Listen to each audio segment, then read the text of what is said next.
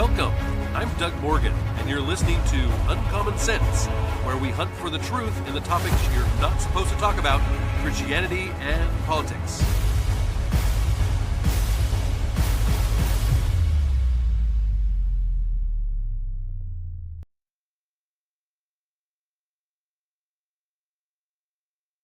And once again, it's FOMO Friday time. Yes, it is Friday. You have made it to the end of the work week. Well, maybe for some of you, you have to work the weekend like I do sometimes. But anyway, it is officially the end of the work week, and you have made it, which means here on the podcast, we go into FOMO Friday mode, which basically means that FOMO, meaning the fear of missing out, we don't want you to have that fear of missing out.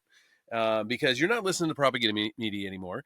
You want to know what's going on around the world. You want to know what's going on in our country. And so we bring you the stories of the week that you should probably know at least a little bit about, and we bring you a little bit about them. so getting right into this week's, there's a big story, and from a series of articles from the Daily Wire comes this first one, and it's about the No Kings protests. And you may say, well, but wait a minute, Doug, I thought we had No Kings protests. Yeah, we did. And they didn't do anything, so they decided to have another one. So No Kings 2.0, I don't know what they want to call it, but anyway, they decided to do another one. Maybe it was because they were so well done, and we don't have a king, so they decided to do it again. I don't know, whatever. But the Daily Wire team joined the marchers and the protesters on the street of the nation's capital on Saturday.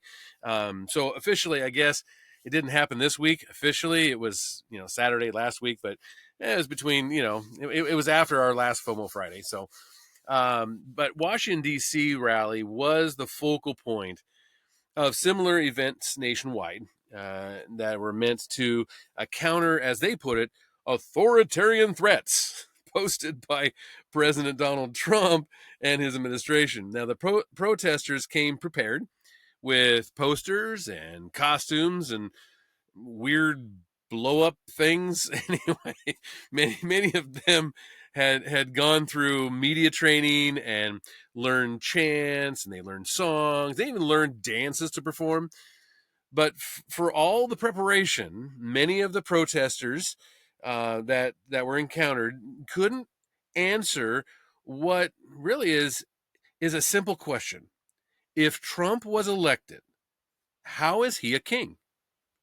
Responses ranged from like blank stares, some of the videos I've seen, to Kamala Harris style word salads. Those are my favorite.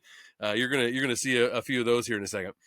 And also vague references to like checks and balances and, deep in a hole and things like that, which is a self-identifying she claimed that Trump was taking away women's right to vote. Yeah, I don't know how he's doing that. But when pressed for information, she said that Trump has said that in interviews everywhere. Let's review. No, he hasn't. He hasn't at all. But there has been a lot of pushback. In fact, House Speaker Mike Johnson pushed back on Sunday on the widespread No Kings protests that took place across the United States. And what he said was that, well, first of all, Johnson joined host Jonathan Karl on ABC's This Week to discuss the wide range of topics, not just the No Kings rally, but there was a lot about the government shutdown and of course the protests and things, and of course when it came to the No Kings rally, some of those protesters were high profile elected Democrats, and he argued that if Trump were behaving like a king, the government shutdown would not still be in effect. And he's got a pretty good point, right? I mean, if Trump was really a king, would there really be a government shutdown? Yeah, probably not. But he said, let's start with the No Kings rallies. Karl jumped right into it with Johnson. He said, you called these Hate America rallies. What do you really mean by that? And Johnson said, well, that collection of folks that I listed were certainly part of it, and we congratulate them on an apparently violent-free speech exercise. I was a First Amendment lawyer for 20 years, and we defended that right. But the irony of the message is pretty clear to everyone. If President Trump was a king, the government would be open right now. If President Trump was a king, they would not have been able to engage in that free speech exercise out on the mall. And by the way, which was open because President Trump hasn't closed it. Johnson replied, that's of course taking aim at the former President Barack Obama, who did close outdoor monuments when the government shut down under his leadership. But President Trump hasn't done that. He said in the last shutdown, 2013 era, President Obama closed the National Mall. He said, and he closed all the national parks, didn't allow people to engage in all of this. So they needed a stunt. They needed a show. Chuck Schumer has needs to cover right now, and he's closed the government down because he needs political cover, and this was part of it. Of course, Schumer faced backlash from within his own party during the last shutdown battle, and largely because he voted with the Republicans and said that it was more important to keep the government open than to score a few political points. He's also really scared that AOC is going to run for his seat, which I don't think she is. I think she's running for president, but he thinks so, and so he's definitely spearheading this shutdown. But again, like I say, even on CNN, they're giving some pushback here. On News Nation host Batya Ungar Sargon mocked the weekend's wave of No Kings protests, saying that what the people in the streets were actually protesting was not a king at all, but American democracy in practice. Ungar Sargon shared a clip of her appearance along with the caption referring to the mass protests, promoted and even joined by a number of elected Democrats, as we talked about earlier, as a mass therapy session, is what she called it, and arguing that President Donald Trump was simply doing what he'd been elected to do. Quote, I support white boomers using their First Amendment rights to hold a mass therapy session about the fact that Trump won. But to call him a king is utterly preposterous. He won the popular vote. He is enacting the exact agenda he promised he would. They are actually protesting American democracy. The only appropriate response is to laugh. Yeah, I tend to agree with that one, and I tend to agree with a few others here as well. Again, pushback came online, social media, that type of thing. As you know, the millions, as they call it, allegedly millions. I mean, the numbers were greatly overinflated. In fact, they pulled some in the press coverage. They pulled some photographs that weren't even the No Kings rally, and so just to show that, hey, there was a lot more people there than there really was. But while these leftists marched on their poorly made signs, and social media users observed and did what they do best, they mock and they they come up with some pretty funny stuff. Let's just put it that way. In fact, Fox News chief political analyst Brit Hume summed up the irony of the No Kings best, probably, when he said that the No Kings rallies are mostly a protest against a man who sought power 3 times through democratic elections and enacted his major agenda item by majority vote of democratically elected members of Congress. some king. Yeah. And as did Blair White. He noted that if Trump were truly a king, then the No Kings rallies likely wouldn't be allowed. When he said no kings, and the man was uh, democratically elected, won the popular vote, and is allowing you to protest him. Others like Robbie Starbuck pointed out the hypocrisy of attending the No Kings rally while having supported the Biden administration's draconian COVID mandates. That's a good one, right? He said it's peak dark comedy that the people doing No Kings protests this weekend are the same people who told us we must get experimental shots to work, that we must wear masks to fly, and that our grandparents must die alone for the greater good. Have you ever seen less self-awareness? Yeah, I like that one. Representative Claudia Tini, the Republican from New York, made a similar comparison when she said that to everyone marching at the No Kings protest, you supported Biden's rule by decree presidency. You defended censorship, mandates, and lawless power grabs. You're not against kings. You're mad yours lost his crown. Again, another real creative one. And still others noted the irony of the No Kings protests supporting a political party that that coordinated and coronated a presidential nominee without a single primary, saying having a No Kings protest when you voted for the party that hand selected Kamala Harris to be your nominee without earning a single vote is peak irony.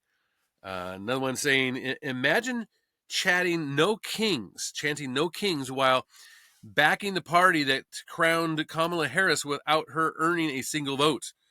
The jokes write themselves. I guess kings aren't allowed, but queens get a pass. And of course, one that said, no kings, says the party that did not let a single voter pick their nominee in 2024. One observer pointed out that all the energy expended on the rallies could have gone to better causes, such as helping the homeless and things like that. When they said No Kings protesters walking past hundreds of Portland homeless and are addicted. With all the energy they put into protesting, why don't they spend some of their time volunteering and ending this humanitarian crisis? They love to pull out that argument, right? And lastly, a cat turd is what the handle is called. They wrapped up the story with an astute observation, referencing the most recent day Americans decided they wanted a president and not a hand-selected empty suit, by saying, our No Kings March last November was better. So yeah, I mean, a lot of stuff going on there. And really the Democrats have just, they're grasping for straws at this point. I mean, they have their Trump derangement syndrome, and they just don't know what to do. They have no leadership. They have nothing to stand on their own. You notice every time they open their mouth, it's about Trump instead of about what they want to do or what they see as the best for the country. And so they're just throwing everything against the wall and trying to see what sticks. And one of the things that they've thrown against the wall, and it's just not going to stick, is the whole thing about the White House ballroom. Have you heard about this? Well, construction began on Monday on the new $250 million White House ballroom, a passion project of President Donald Trump's. Trump is lending his lifetime of experience in real estate, business, and construction to the ballroom, the future site of important state functions such as parties and receptions for visiting foreign dignitaries. The president announced that the ground had been broken on the project in a post on Truth Social. And he says, quote, I am pleased to announce that, Ground has been broken on the White House grounds to build the new, big, beautiful White House ballroom. Completely separate from the White House itself, the East Wing is being fully modernized as part of this process and will be more beautiful than ever when it is complete, said the president. Quote, for more than 150 years, every president has dreamt about having a ballroom at the White House to accommodate people for grand parties, state visits, etc. I am honored to be the first president to finally get his much-needed project underway with zero cost to the American taxpayer, he added. Construction on the ballroom is being funded by the president and through private donations with no money from the taxpayers, as he stated. And with the addition of the ballroom, Trump becomes just the latest president to make major renovations to the White House grounds from, well, President Barack Obama made the last major renovation in 2009 when turned the White House tennis court into a basketball court. In remarks at an event for ballroom donors last week, the president said that the new ballroom would be constructed to match the architecture of the White House grounds and include more modern features such as bulletproof glass. Quote, we're going to have a phenomenal ballroom. It's going to be one of the best anywhere in the world. There won't be anything like it, actually.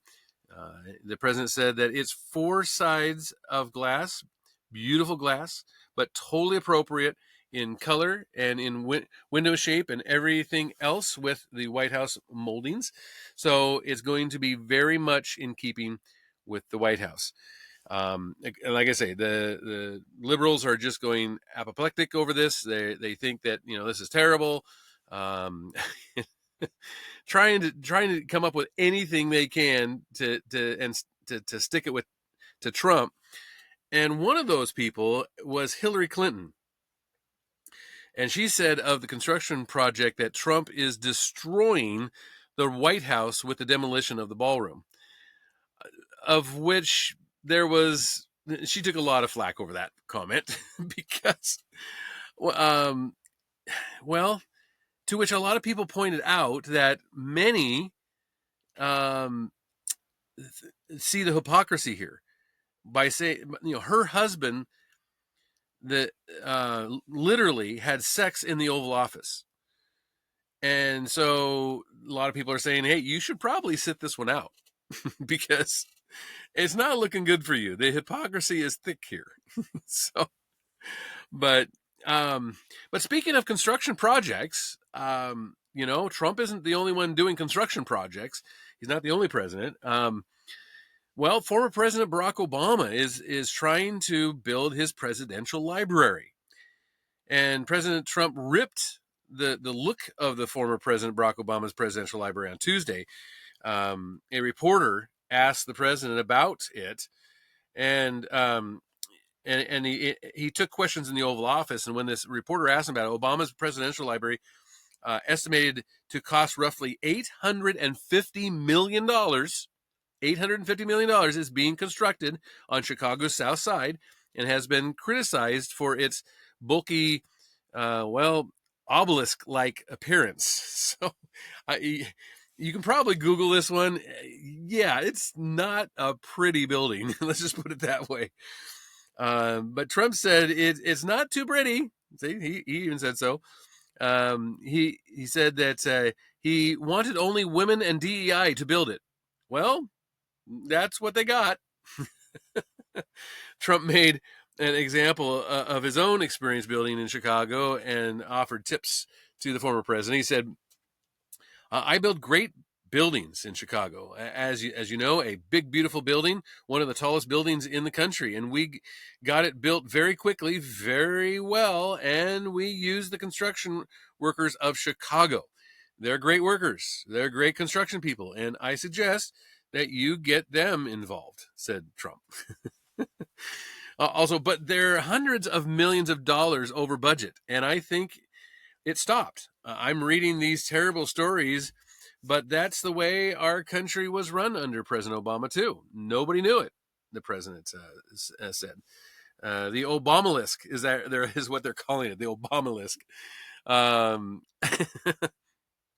Obama's presidential library has come to be known as the Obamalisk, and it's just a blocky granite tower that expands for like 225 feet in the air. The construction, the structure includes a community library and an NBA-sized basketball court. Okay, so it's got a community library and an NBA-sized basketball court. It's designed to be an active community center, as we see, what Obama kind of wanted here. But this is the weird part. To save space, they have to remember this is supposed to be a presidential library. Okay, to save space for the site's sizable amenities, the library will not house physical copies of the records of Obama's presidency. They're not going to have any physical copies there in his own library. It's 225 feet tall. The physical records will be stored elsewhere in a site run by the National Archives. And they're only going to have digital copies of the records of Obama's 2 terms in the Oval Office, and those will be available to be viewed. But there's nothing physical going to be there from his presidency. The decision to digitize the records and store the physical copies off-site, an unusual decision for a presidential library, has worried some historians, and historians are also concerned that research at the site will be overseen by Obama's private foundation, the Obama Foundation, which will have offices in the building rather than the National Archives. So basically, this isn't really a presidential library. This is office space for the Obama Foundation, is what it is.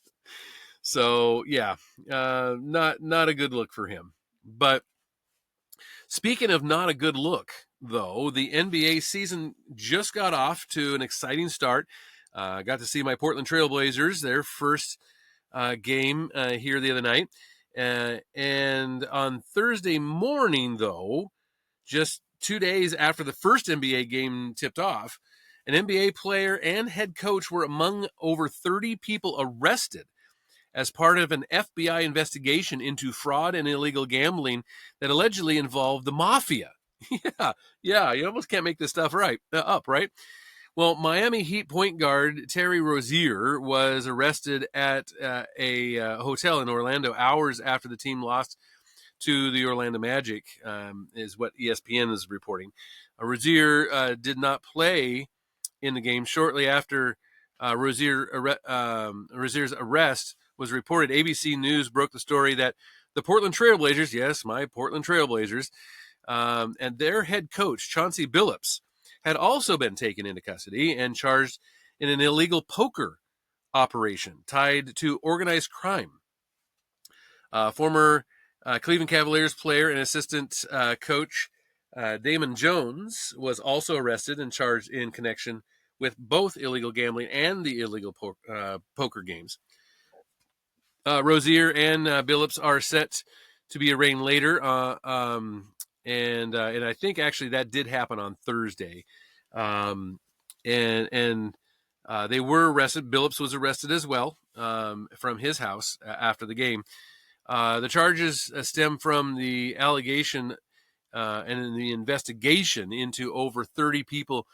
The charges include wire fraud, money laundering, extortion, robbery, illegal gambling, all this kind of stuff, according to Kash Patel, who's the FBI director. He said that the FBI led a coordinated takedown across the 11 states to arrest over 30 individuals today responsible for this case, which is very much ongoing, he said. Not only did we crack into the fraud that these perpetrators committed on the grand stage of the NBA, but we also entered and executed a system of justice against La Costa Nostra, and to include the Gambinos and a bunch of other crime families. There's like 4 or 5 different crime families here. United States Attorney Joseph Norcella Jr. said that the first indictment involved 6 defendants who are allegedly to have participated in one of the most brazen sports corruption schemes since online sports betting became widely legalized in the United States. And so that, obviously not a good look for the NBA. But yeah, it's something that they're cracking down on here. The thing with the coach, Chauncey Billups, and of course he's a Hall of Famer, Hall of Fame player, is in regards to illegal poker stuff, where people would come in. They call them fish, they're whales, whatever you want to call them. They would come in order to play with a ex superstar from the NBA, and these poker games were rigged. I mean, all the different things that they did are just absolutely amazing when it comes to, it's almost like 007 type stuff, where, people are wearing contacts where they can see, certain cards that are marked, and, a X-ray table that they can see what the cards are when they're face down on the table. Just all kinds of stuff. But anyway, well, like I say, it's not great, but that's, it's not a great look for the NBA, and it's just getting underway with the new season. But we'll keep a track on it. And lastly, let's wrap things up on a little bit of an interesting note. As many of you know, the Amazon Web Services outage, it took down a number of different websites for a little while. It affected apps and sites ranging from Reddit to Roblox and things like that. But users of 8 Sleep smart beds said that the AWS, that's the Amazon Web Services, outage on Monday caused the heat settings on their mattresses to stop responding. Yeah, and resulted in numerous complaints of beds getting too hot with no way to cool them down. And so not only that, but they were getting stuck in like raised positions. So these things got like extremely hot, and they couldn't get them to go down in temperature, and they couldn't get them to go down physically either. So, in these days that we live in, where everything's computerized and everything is on the internet, including your bed, we're running into a few little hiccups when it comes to some of that kind of stuff. I would love to hear some of your stories on it. Of course, you can always do that at uncommonsensepodcast.com. And thank you for listening. This podcast is a production of Morganite Communications.